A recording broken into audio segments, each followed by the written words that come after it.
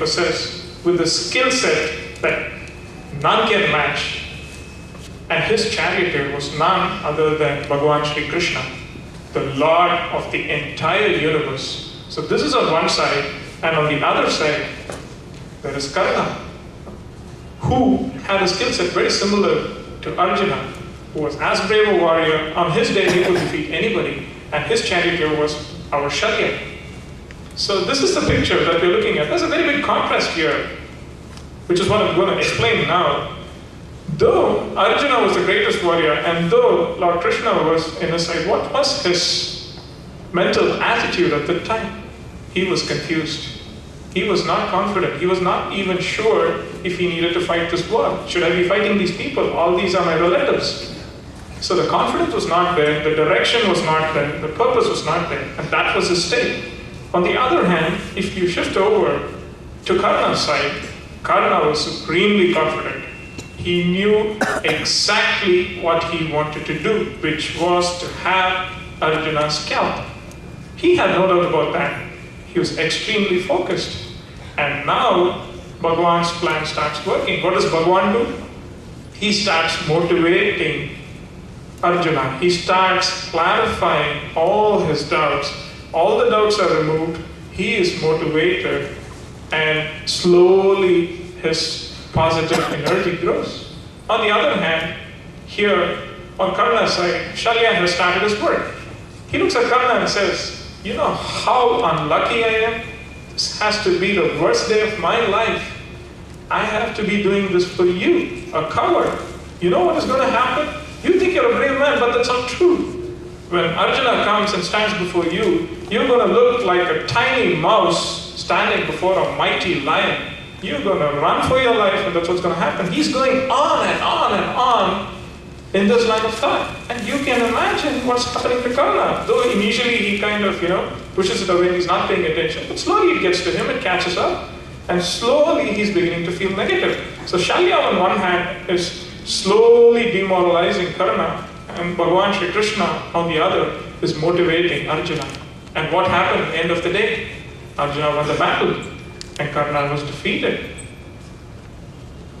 So, this is what divinity, God, spirituality, and religion is all about. Our master would say, in his own sweet words, he would say,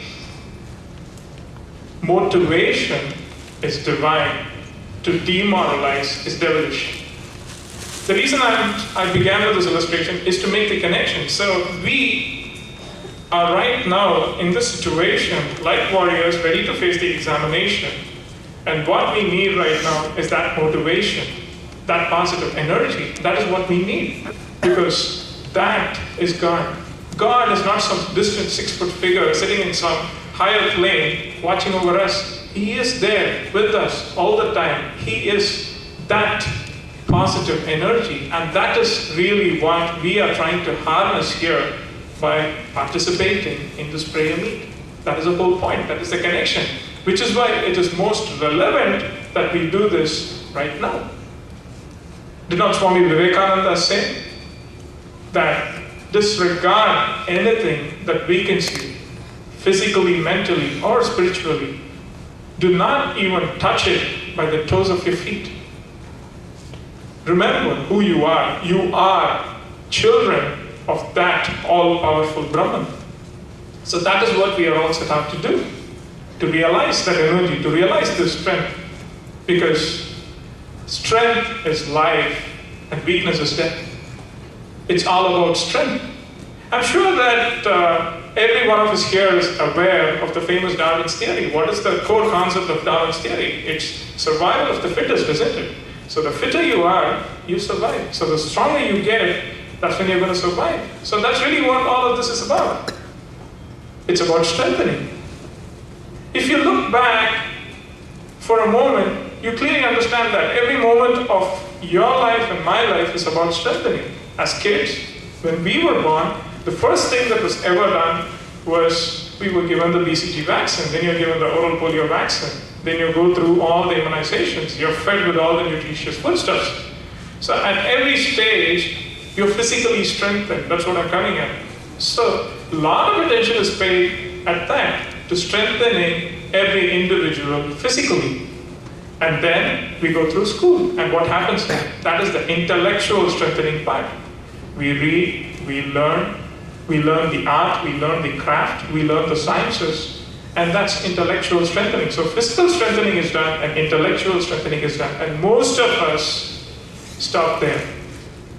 What religion, what God, what the Guru teaches us is that beyond these two, there is this huge, infinite source of energy, which is the Atma Shakti.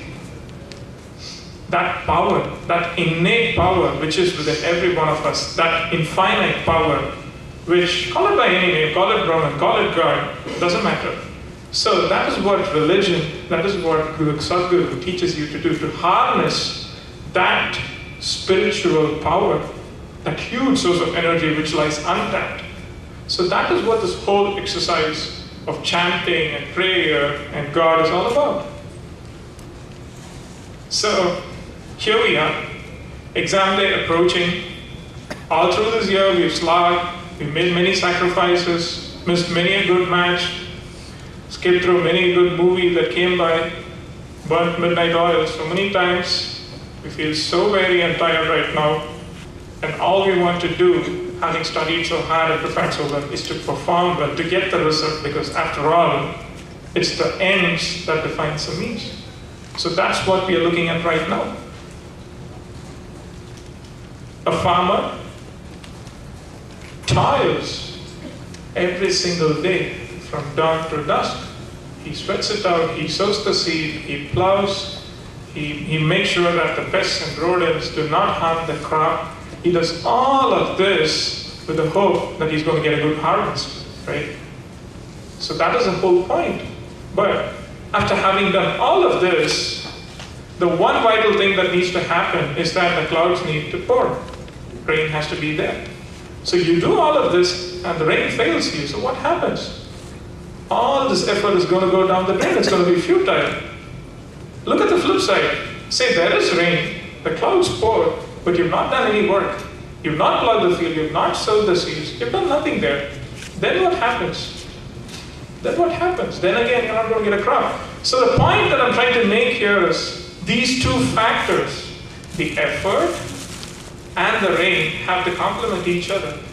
When they complement each other and when they match each other in the right proportion, that's when you are going to be getting this bountiful harvest. So that is what we're trying to do. We've all prepared hard, and now we want that rain called God's grace, because that combination of effort and grace